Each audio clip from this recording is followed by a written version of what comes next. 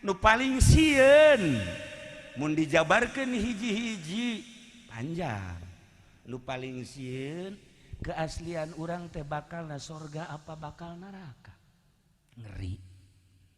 Keaslian urang teh diciptakeun ku Gusti Allah teh pi sorgaeun apa pi narakaeun. Ieu nu ngeri ge.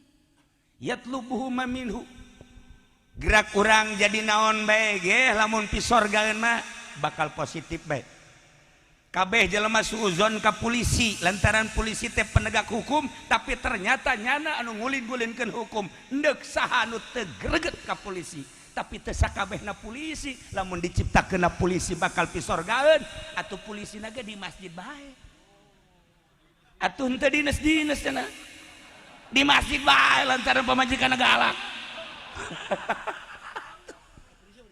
sanajan kuarina jadi kiai dasan diciptakeun anak bakal jadi ahli neraka. Ih kiai na ge hiji lamun diondang kuno susah dilok daek. Percis kos Ki Jamal tadi ngomong. Dua lamun berkatna leutik ngomongkeun. Tilu lamun teh amah nyana henteu dibere ku pamarentah marah. Bahkan nyeun proposal ka ditu.